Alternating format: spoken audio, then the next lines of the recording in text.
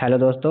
आज हम BRICS summit से रिलेटेड कुछ इंपॉर्टेंट करंट अफेयर्स देखने वाले हैं। इससे रिगार्डिंग जो इंपॉर्टेंट क्वेश्चंस बन सकते हैं आपके आने वाले बिहार सीजल के एग्ज़ाम हो, चाहे बिहार 12th लेवल का एग्ज़ाम हो या फिर आने वाले एडीओ का एग्ज़ाम ही क्यों ना हो, वो उसमें ये काफ़ी इंपॉर्टेंट और मददगार होगा आपके लिए।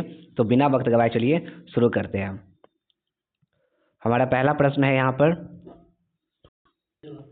ब्रिक्स का पूर्ण रूप क्या है? यानी कि ब्रिक्स का यहाँ पर हमसे फुल फॉर्म पूछ रहा है कि ब्रिक्स का जो फुल फॉर्म होता है वो क्या होता है। तो ब्रिक्स का मतलब है आपका, बी से है ब्राज़ील, आर से होता है आपका रसिया, आई से होता है इंडिया, सी से होता है चाइना और एस से होता है साउथ अफ्रीका। तो इसका जो आंसर है आपका वो हो जाएगा ए, जिसमें Brazil, Russia, India, China and South Africa इसका फुल फॉर्म है।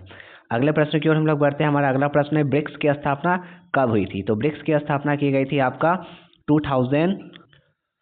2009 में। तो इसका आंसर हो जाएगा सी, इसकी स्थापना 2009 में की गई थी। अगला जो प्रश्न है हमारा, वो अगला प्रश्न है, ब्रिक्स का पहला जो शिखर सम्मेलन है वो कहाँ किया गया? तो ब्रिक्स का पहला शिखर सम्मेलन रूस में किया गया था। तो अगला जो प्रश्न है हमारा, अगला प्रश्न है, ब्रिक्स में जो दक्षिण अफ्रीका है, तो जो शुरुआत में ये जो आपका ब्रिक्स है, तो ब्रिक्स में जो ये ब्राज़ील, रूस, रसिया, इंडिया, चाइना और साउथ अफ्रीका, तो साउथ अफ्रीका के बारे में पूछा गया है कि साउथ अफ्रीका को कब इसका पार्ट बनाया गया था, कब इसे इंक्लूड किया गया था? तो साउथ अफ्रीका को 2010 में इंक्लूड किया गया था।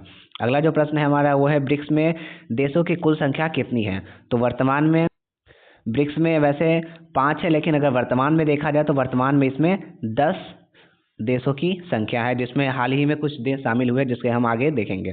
अगला प्रश्न है हमारा, ब्रिक्स का मुख्य उद्देश्य क्या था? तो ब्रिक्स का मुख्य उद्देश्य है आर्थिक सहयोग। जो जितने भी देश इसमें इंक्लूड हैं उनको आर्थिक सहयोग किया जा सके, और जो वर्ल्ड लेवल पे आपके WTO हो या फिर अन्य जो वैश्विक संस्थान है उसका वैश्वीकरण और उनका कंट्रोल थोड़ा सा कम किया जा सके, उनका प्रभाव इन देशों पर कम किया जा सके, इस उद्देश्य से ब्रिक्स का स्थापित किया गया था। अगला जो प्रश्न है हमारा, अगला प्रश्न है, ब्रिक्स न्यू डेवलपमेंट बैंक की स्थापना कब हुई है? तो इसका आंसर हो जाएगा बी। और आपसे सवाल ऐसे ही पूछ सकता है कि ब्रिक्स का जो बैंक है उस बैंक का नाम क्या है? तो उस बैंक का नाम है आपका न्यू डेवलपमेंट बैंक, जिसकी स्थापना की गई थी आपका 2014 में। अगला प्रश्न है हमारा, ब्रिक्स न्यू डेवलपमेंट बैंक का मुख्यालय कहाँ है? यानी जो बैंक है वो बैंक का मुख्यालय आपका आ जाएगा संघाई में है, ये जो कि चाइना में पड़ता है। अगला प्रश्न है हमारा, ब्रिक्स देशों में सबसे अधिक जनसंख्या किसकी है? तो ब्रिक्स देशों में जो सबसे अधिक जनसंख्या है वो है डी, चीन। लेकिन अगर हाल फिलहाल की रिपोर्ट के अनुसार के देखा जाए तो भारत अब इसमें प्रथम आ चुका है। अगला प्रश्न है हमारा, ब्रिक्स किस महाद्वीप से संबंधित नहीं है? तो ब्रिक्स ऑस्ट्रेलिया से संबंधित नहीं है। इसमें एशिया के भी देश है, अफ्रीका के भी देश है और यूरोप के भी देश है, तो इसका आंसर है आपका ऑस्ट्रेलिया। अगला प्रश्न है हमारा, ब्रिक्स की मुद्रा व्यवस्था का उद्देश्य क्या है? तो ये है डॉलर पर निर्भरता कम करना। हमने आपको पहले ही बताया कि जितने भी वैश्विक स्तर के संगठन हैं उन पर से थोड़ा सा कंट्रोल खत्म कर देना, इसके उद्देश्य से ब्रिक्स वगैरह की स्थापना की गई थी। अगला जो प्रश्न है हमारा, अगला प्रश्न है, ब्रिक्स का विचार सबसे पहले किसने दिया था? तो ब्रिक्स का विचार सबसे पहले गोल्डमैन सैक्स ने दिया था।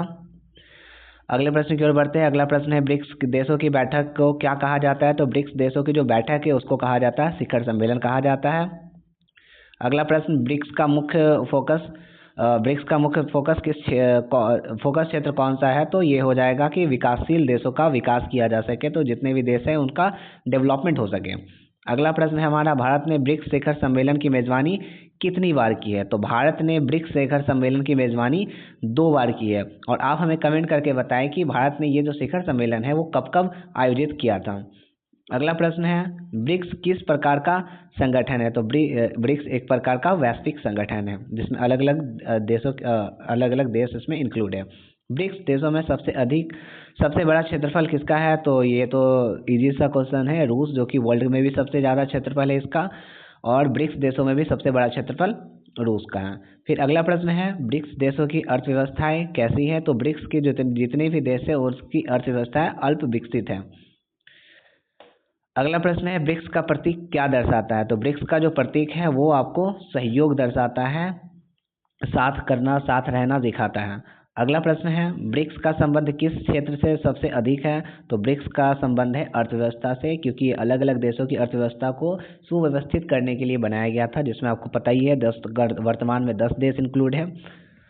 अगला प्रश्न है, ब्रिक्स में भारत का प्रतिनिधित्व कौन करता है? तो ब्रिक्स में जो भारत में प्रतिनिधित्व करता है वो भारत के प्रधानमंत्री करते हैं। अगला प्रश्न है, ब्रिक्स की बैठकें कितनी अवधि में होती है? तो ब्रिक्स का जो बैठक है वो वार्षिक होता है, हर साल इसका आयोजन किया जाता है। अगला प्रश्न है, ब्रिक्स देशों का कुल वैश्विक जीडीपी में योगदान कितना है? तो ये लगभग लगभग आपका 30% के आसपास में है। और अगर इसमें ये पूछा जाए कि लगभग कितने प्रतिशत जनसंख्याएं है पूरी ब्रिक्स में, तो लगभग लगभग आपका 42% के आसपास में ये डाटा आता है। अगला प्रश्न है, ब्रिक्स में सहयोग का एक प्रमुख क्षेत्र कौन सा है? तो इसका आंसर है आपका विज्ञान एवं तकनीक। तो विज्ञान एवं तकनीक में सहयोग इसका एक प्रमुख क्षेत्र है। अगला और आज का हमारा आखिरी प्रश्न है ब्रिक्स से रिलेटेड, तो वो है आपका ब्रिक्स का भविष्य किस पर आधारित है? तो ब्रिक्स का जो भविष्य है वो सहयोग और विकास पर आधारित है। और इसी के साथ हम आज की वीडियो को समाप्त करते हैं, और ऐसे ही हमारे साथ हमारे चैनल पर जुड़े रहिए। इस पर हम आपको अलग अलग तरीके के करंट अफेयर्स और जितने भी आने वाले अपकमिंग एग्जाम से इंपॉर्टेंट क्वेश्चन होंगे वो हमको करवाने वाले हैं। तो हमें चैनल को लाइक कर दें, चैनल को सब्सक्राइब कर दें और वीडियो को लाइक कर दें। धन्यवाद।